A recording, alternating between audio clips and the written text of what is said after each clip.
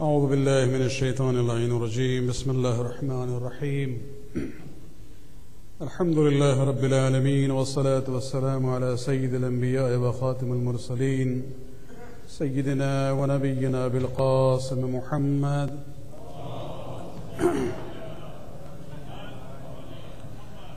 وعلى أهل بيته الطيبين الطاهرين المعصومين، واللعنة الدائمة الباقية لأعدائهم من الآن إلى قيام يوم الدين. أما بعد، فقد قال الله سبحانه وتعالى في كتابه الكريم: بسم الله الرحمن الرحيم، إنما أمره إذا أراد شيئا أن يقول له كن فيكون. صلوات.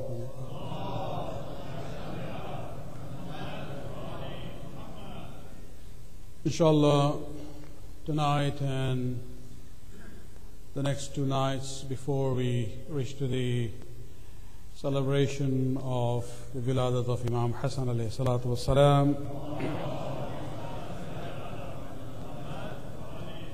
I selected three topics dealing with the medical issues. For tonight, we'll start the discussion with the topic of organ donation, and tomorrow we'll go on to the issue of cloning, and on Saturday, inshallah, we'll talk about some of the basic issues regarding the end-of-life, crisis. And we'll inshallah try to limit our discussion to 15 to 20 minutes, not more than that. So let me start without any further delay. As far as the issue of organ donation is concerned, we have to realize Islam being a religion which talks about all aspects of our life. When we talk about our own body, we do not have absolute, power over it.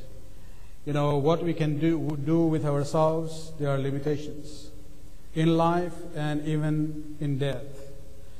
For example, when we look at the issue of death, when a person dies, it is a general ruling. The primary teaching of Islam is that when a Muslim dies, the Muslim's corpse has to be, disposed in a very dignified manner.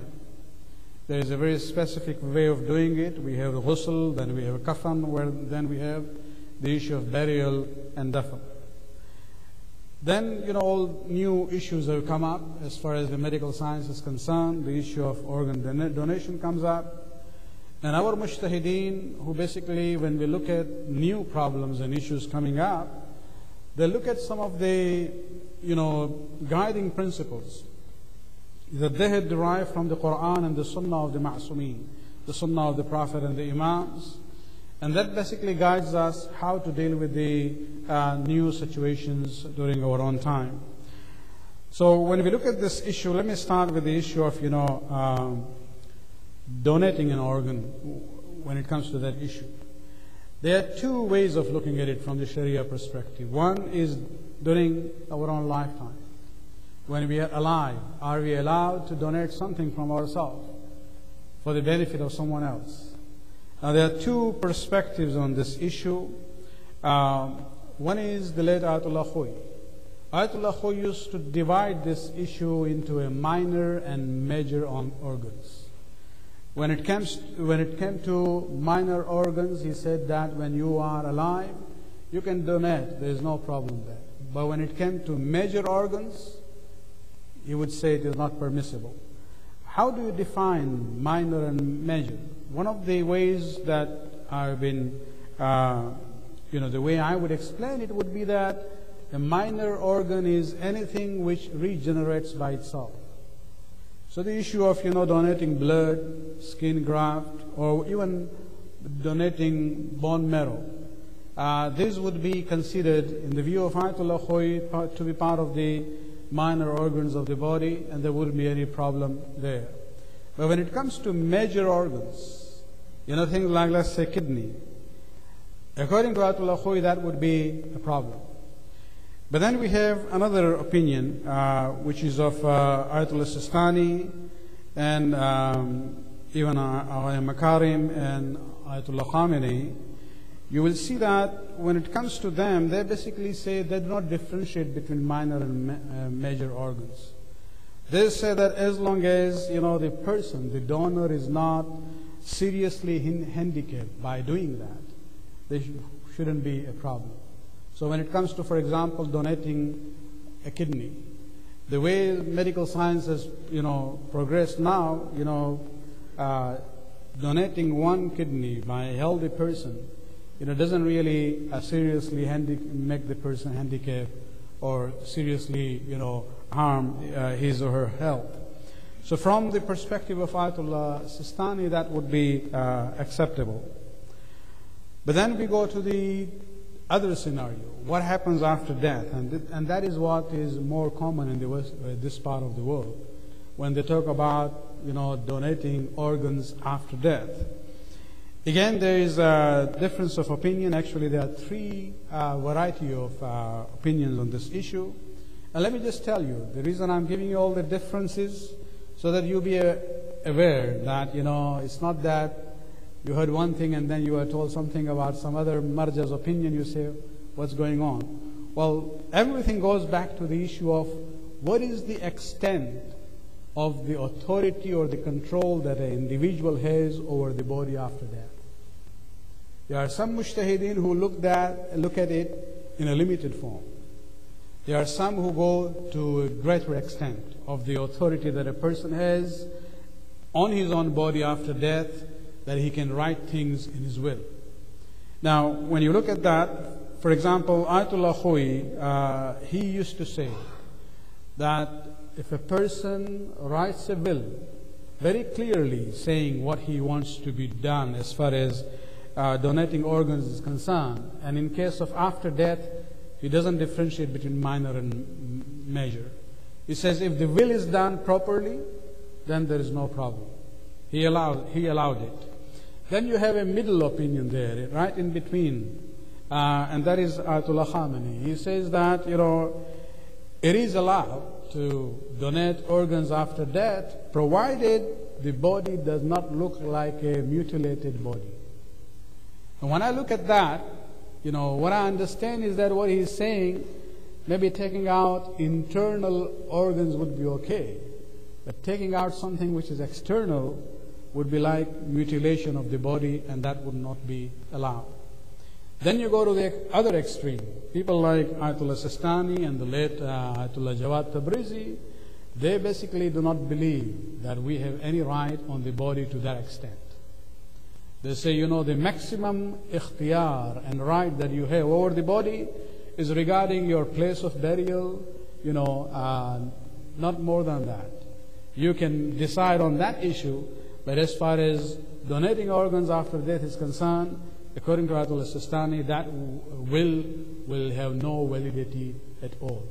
So there are different, varieties of opinions on this issue. Salawat.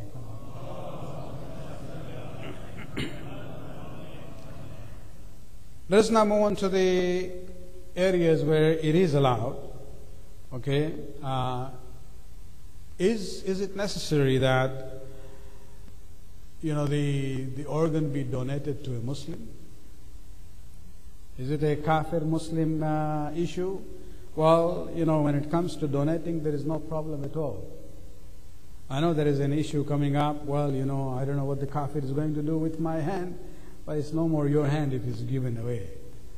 So we don't have to worry about it. Donating, whether it's a Muslim or the kafir on the other end, it doesn't really matter at all. And this is a unanimous opinion of all the mujtahideen.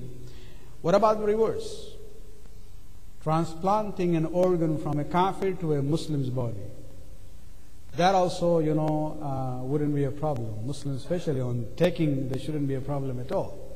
And this is not only about kafir. Actually, even organs from animals, whether it is the heart of the baboon or even pig organs, doesn't matter. There is no problem in transplanting organ from an animal to a human body. And this is, the issue of najasat comes up. Well, if it's internally, you don't really worry about it. We carry a lot of najasat anyway. Najasat taharat only applies to the appearance, not what is inside. And if you are dealing with the issue of, something external, then, for the few days after the operation, you go through the process of tayammum or jabira, but once that operation has healed, that organ is now considered to be your organ. It's no more the issue of it's animals or kafirs. So the issue of najasat no more applies. There is a principle in mutahirat known as intiqal. When something moves from one to another, then it is part of that second entity, and then the same new rules will apply there. Salawat.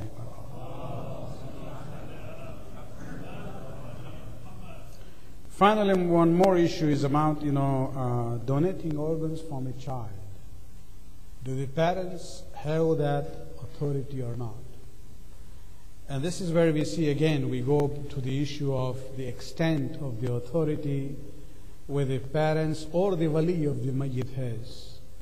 And you will see completely opposite views on this issue.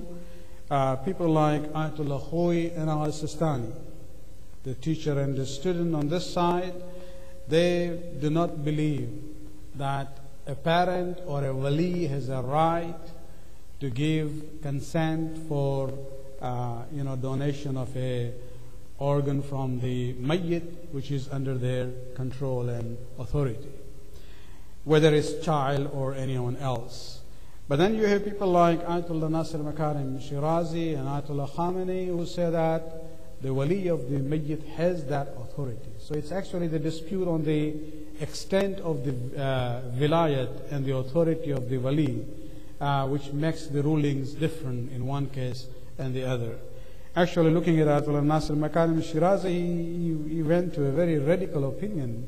One of his views, which is just a hypothetical situation, where he says if it's a Muslim country and there is a Muslim living person in need of an organ without which he cannot survive, and there is nobody to give donate the organ, you cannot even get it from kafirs. Then he says, and there is no Muslim mayyit, wali allowing to do that. He says an Islamic government would have a right to actually intervene by force in order to save the living Muslim. Because then the issue of, whether the living Muslim is more important or the hurmat of the body of a Muslim. But that's a very radical opinion, just giving an idea of, how wide-ranging this scope of ijtihad is in our fiqh. It is a living institution, and you will see that changes will come all the time. Salawat.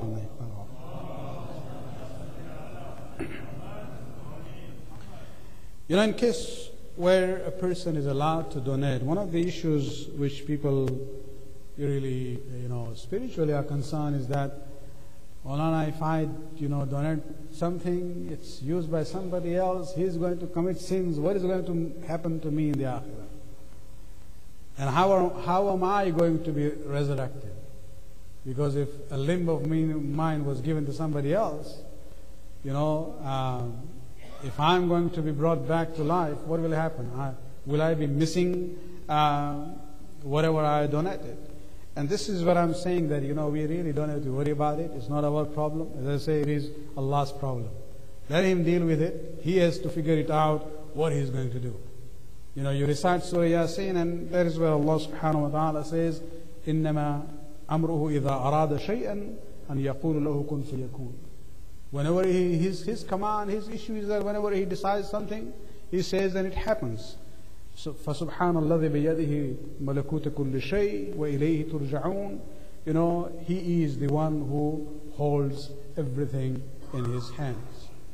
And so we don't really have to worry about it. It's His problem. Let Him deal with it. Resurrection is not our problem. May Allah subhanahu wa ta'ala accept our ibadat of this month, increase our tawfiqat, and hasten the appearance of the Imam, and especially let us recite Amma Yajib for all those who are suffering, especially the victims of the very recent earthquake which has taken place in Iran tonight. Bismillah ar-Rahman ar-Rahim. أَمَّن يُجِيبُ الْمُضْطَرَّ إِذَا دَعَاهُ وَيَكْشِفُ السُّوءَ أمن يجيب المضطر إذا دعاه ويكشف السوء أمن يجيب المضطر إذا دعاه ويكشف السوء أمن يجيب المضطر إذا دعاه ويكشف السوء أمن يجيب المضطر إذا دعاه ويكشف السوء. يا الله صلوات عليك.